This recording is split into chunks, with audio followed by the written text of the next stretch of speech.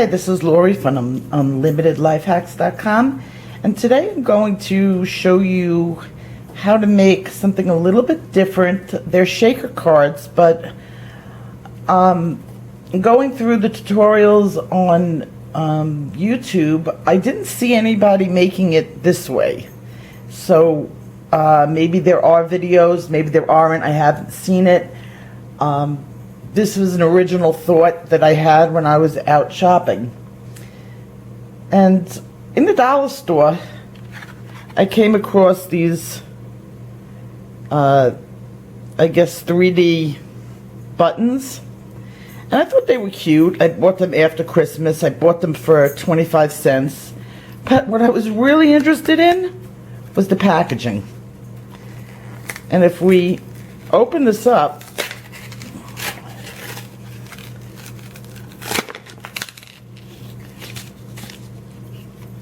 and remove this, what I have here and what I liked was for shaker cards, and that's what I'm going to do today.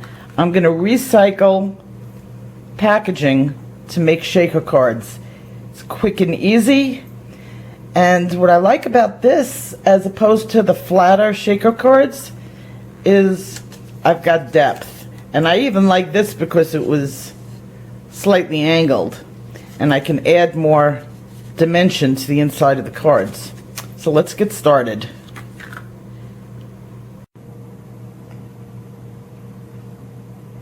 Have you ever had one of those days where you just keep on crafting and you can't stop? Well, I apparently had one of those days today.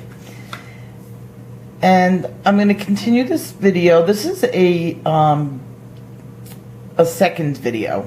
Last video I showed you how to make the embellishments, and that was for this video. And what I'm going to do now is show you the value in some of the packaging that you get when you buy embellishments. And here is what I took apart today. I took apart two of them, and this had the buttons in them, which was in my last clip. And I meant to make this on video, but this is what I did with it. And look how cute that came out. And what's great about this is the shaker card has depth, so you can really put a lot of stuff inside and it looks so cute. As you can see, I used the embellishments that I created in my embellishments video, and I added some other things. Now I do have some to do a second one for you, and we're going to start with my studio punch, and it's quite large,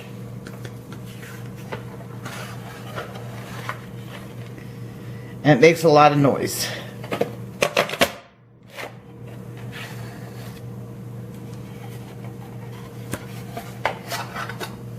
And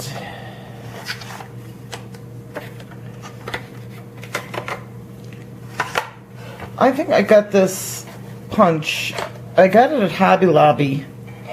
It was on sale, half price, 50% off. I think it's regularly $23, and I got it at 50%. So this was a really good, I love this punch. It was a little large, and I at first thought I wasn't going to use it. I want to just keep this here because I have a glare spot. I'm filming at night. So here we have the bottom. And I wanted to show you some of the embellishments. This is the resin embellishment. It's this one. This is a Wilson mold. Very easy to do. I have the full instructions in my other video, which I will include in when I'm done with this. And I just created this and just did a little bit of acrylic paint on it. And as you can see, I used that as the basis of the tree to hang my fairy. And what I did was, I begun by placing it, seeing where that I liked it, and then measuring with this. Now, I don't have to worry about, this is a little bit of leftover coloring from the package. This is going to be covered up. So I don't have to worry about, oh, it's off camera, you can't see that, the red. A little bit of staining on there. You can get that off with Goo Off, but I didn't have any. Or I have it and I can't find it. And you can get that at Home Depot. But as you can see, you just take a little scissor and you snip it. Right there. Then what I did was I took, of course, oh, here she is. This is a little larger than the one that I have in here, and the one in here I have is pink. I did that in Pick Monkey. I found a little fairy that I like. I fussy cut the fairy, and I played with it in Pick Monkey with the tint. All I did was push the pink tint and then took the color out of the rest of the picture, the tint out of the rest of the picture, and that colored the wings completely. And on this one, I added a little bit of glue, and then I added some pink glitter and just let it dry. So before I glue this down, I just took some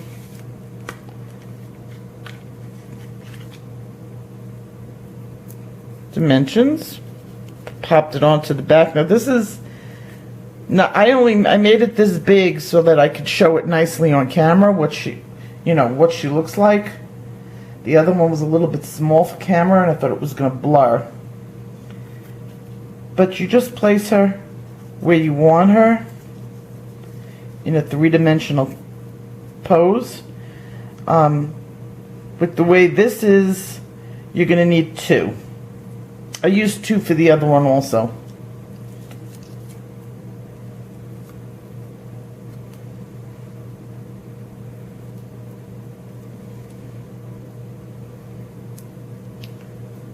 Can't get the backing off.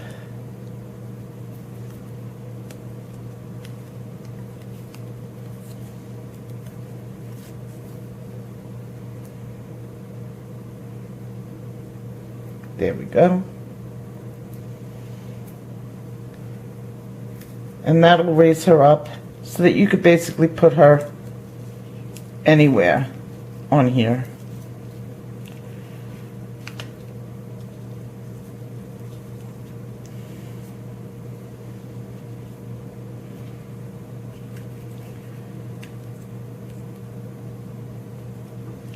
Okay, after that I made a bunch of these leaves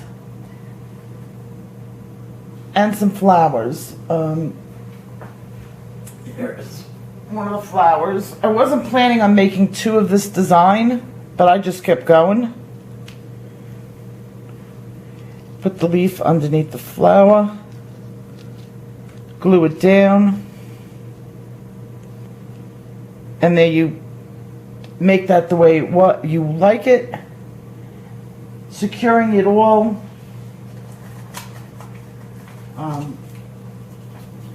You can add some bling. For this one, I added some bling over here, going down like she's looking at it, like Lucy in the Sky with Diamonds. That was my inspiration for that. And when I had everything where I liked it, I looked at where the larger of the two areas, you see how it slants. I wanted the larger size on the bottom, so that would fit like that. And before I glued it, I added some black and gold sparkles sequins.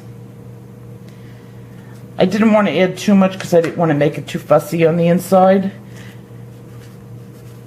And I added a little bit to the top, the bottom, and a few to the top.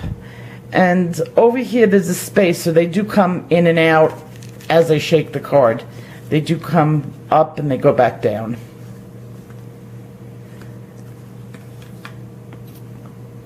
Once you have everything set, I took a little bit of hot glue on low temp, added it to, naturally none of this is secure,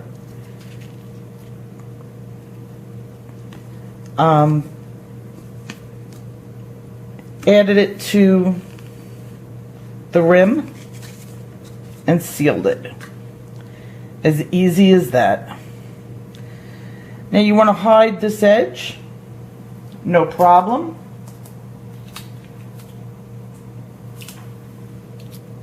A strip of pearls around the edge.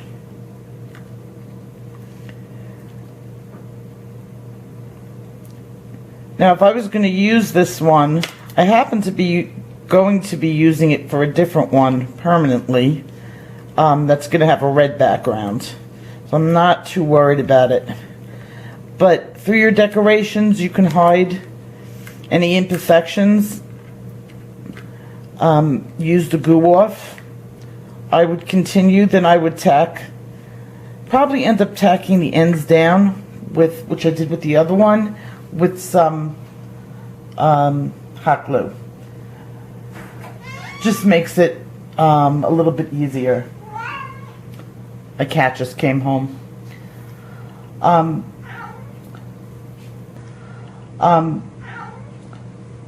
So the finished product, I added on the outside some of these 3-dimension embellishments. And then what I did on the back,